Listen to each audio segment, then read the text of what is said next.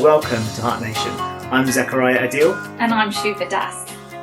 And today we have another wonderful guest here with us in our Heart Nation studios.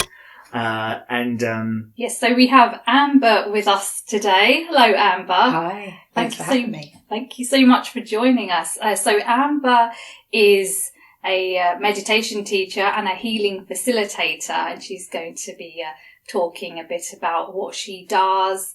So, shall we close our eyes, and I'll guide you through a very step-by-step through a practical exercise. Now, all I want you to do is simply count anything that comes into your awareness. And so don't start counting just yet. I'm going to give you the instructions. If you notice a sound, you count that as 1. If you notice a thought, 2. Then another thought, 3. You notice a feeling in your body, a sensation, 4. All you have to do for this exercise is simply to count. We're just going to do this for a minute or so, and I'll tell you when to stop. Please begin.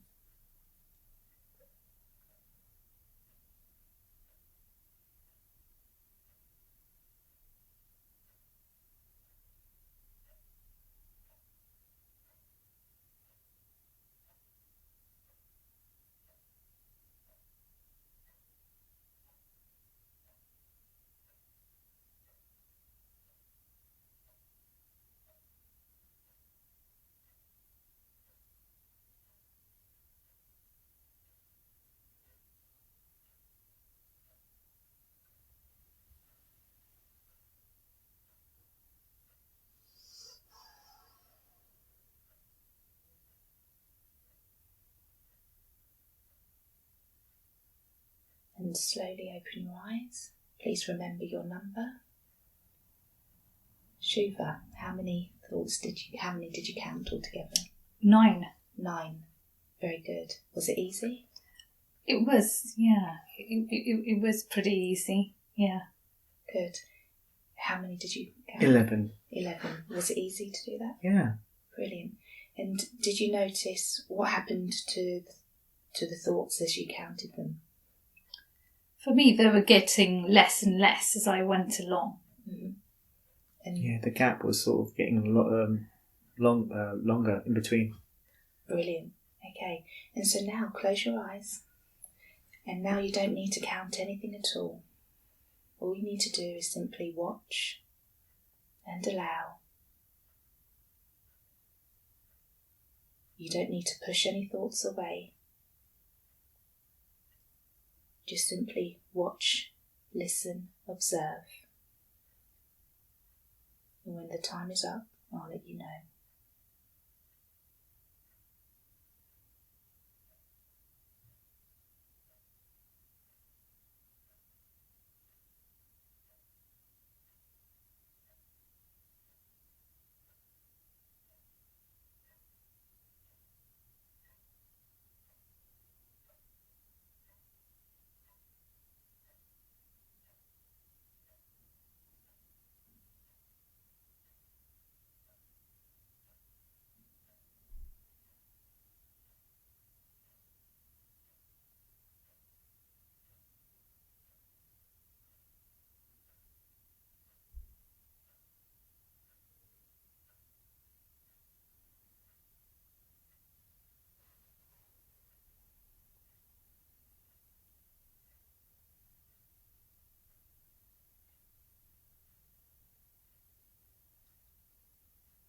And slowly open your eyes. Was it easy? I think so, because I wasn't putting too much pressure on myself to count the thoughts. So, yeah. Yeah, how's it for you, Adeel? Yeah, the same really, with what you just said. I mean, I've always found meditation that sort of, I like to do the guided meditations. Yeah. And obviously I sometimes I lead guided meditations and I do Ho'oponopono meditations. But just sort of quiet, silent meditations, I feel like sometimes I can really get into it and sometimes I just struggle. Mm-hmm. But I thought somehow with that previous counting exercise and then this one afterwards, somehow it made it easier for me to just lock straight into the peaceful place somehow. Yeah. And did you notice that, as you saying about the space, there's a space between the thoughts and the space of nothingness. Mm. And the more that you can rest in that space of nothingness, the stillness, the silence, the more that you're experiencing an expansion of that.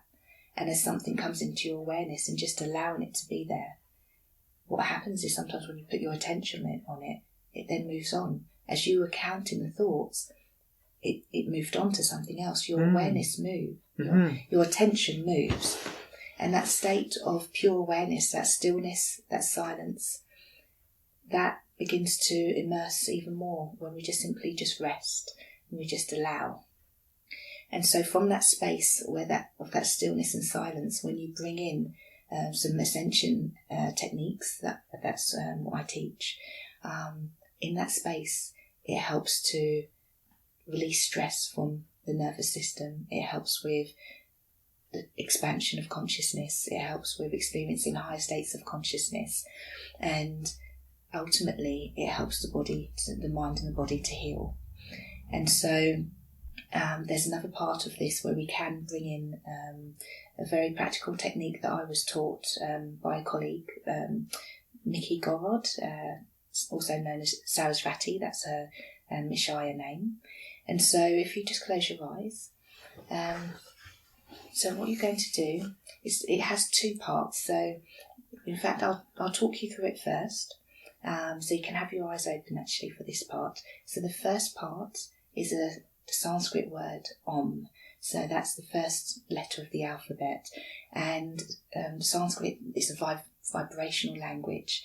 And what we're going to do is we're going to marry that with a word that represents your heart's greatest desire. And so for some people that may be peace, may be joy, it may be freedom, unconditional love. What for you is your heart's greatest desire?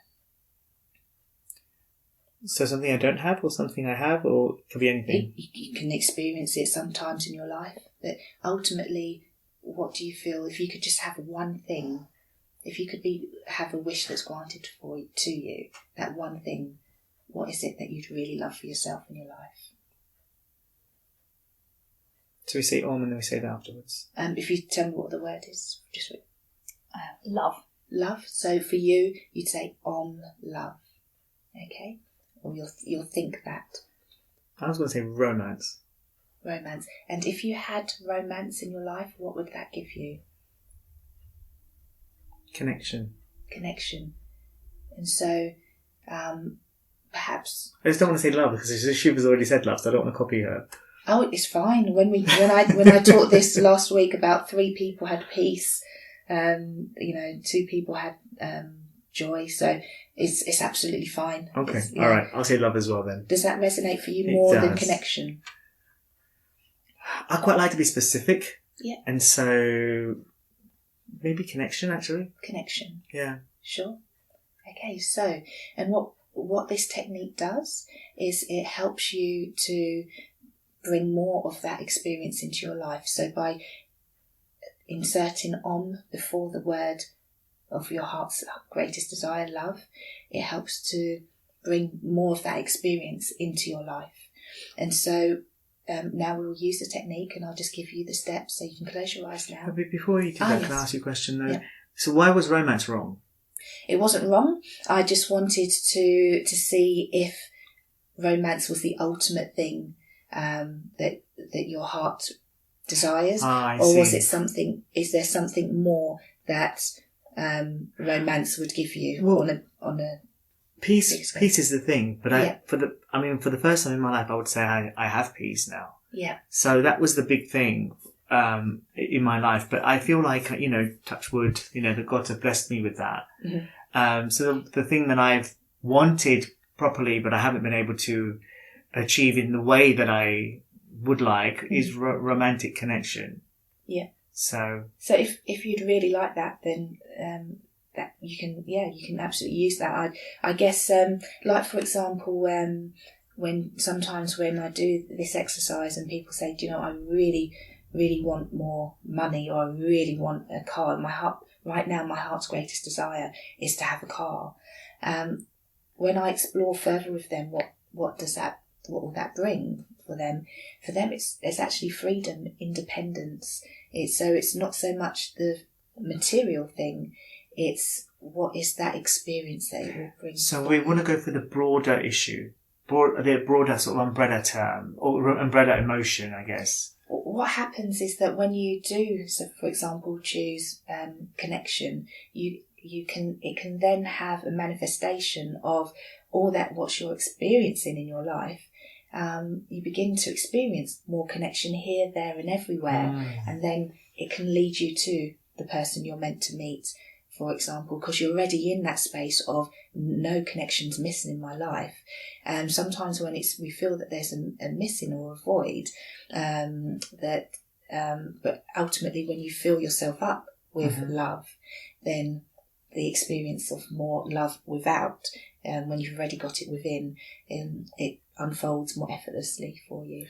In which case, what I want is self-love. Okay. Yeah. Cool. Yeah. Okay. Yeah. Sure. Thank you for explaining that. You're welcome. Because that's clarified Yeah. this process, and it also helped me to think about what it is that I want. Yeah. Good stuff. Yeah. Love it. Okay, so please sit comfortably and close your eyes. And now we begin by simply watching, observing, noticing anything that comes into your awareness.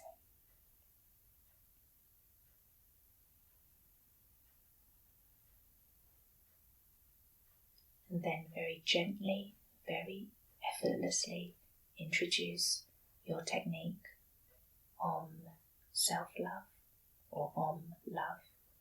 You just think it and then you drop it. You don't try to hold it in the mind.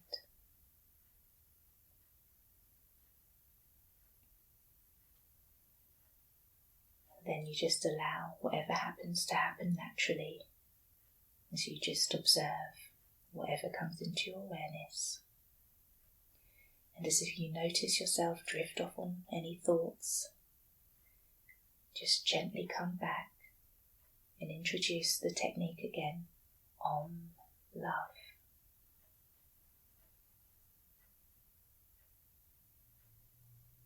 And then just let it go and allow whatever wants to happen to happen.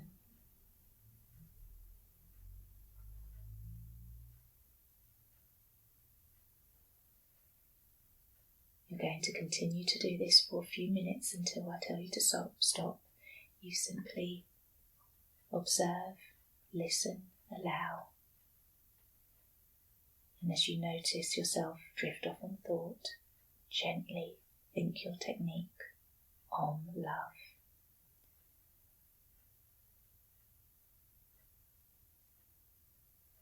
Then let it go and continue the cycle until I tell you to stop.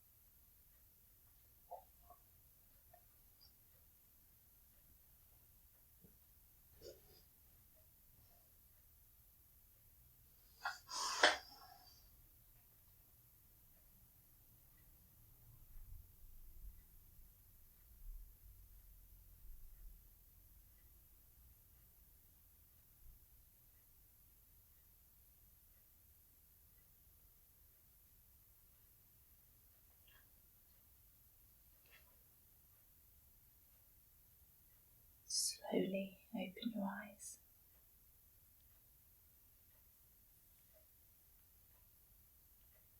How was that? Could you have stayed there longer doing that? Mm-hmm. Very good. I forgot to say that for people listening at home, or wherever they are listening in, that they too to follow what I was directing you both to do. That hopefully they took the initiative and can rewind and go through that as well. Yeah, I mean, I'm definitely more at peace right now. Yeah, that was nice. Lovely. Yeah, it made me more aware of this anxious feeling that I've got around here. Yeah. So it made me really pay attention to that. But as we were doing the exercise and meditation, I managed to reduce that sensation a little bit, which is nice. Yeah. Brilliant. That's great. Mm-hmm. And so the Ascension meditation I teach is taught over a weekend initially, followed by 6 weeks of ongoing support. And so the Ascension, what we call Ascension attitudes, they're 4 techniques based on praise, gratitude, love and compassion. And they help to heal root stresses, different root stresses that we all have. And so if listeners, watchers go to thebrightpath.com, they can see more information about Ascension Meditation if they would like to learn the main techniques that I teach. And there's courses all over the UK and around the world. And I'll be teaching my next Ascension meditation course this Friday in Hackney in central London. So yes, if anyone wants to come along. Do you have a website yourself? Yes, my website is my name, amberthorne.com. And specifically for Ascension Meditation, that's thebrightpath.com. Excellent. Cool. Thank you. You're Thank you welcome. very much. Bye. And we will see you again next time on Heart Nation. Take care. Bye-bye. Lots of love to you all. Bye. Bye.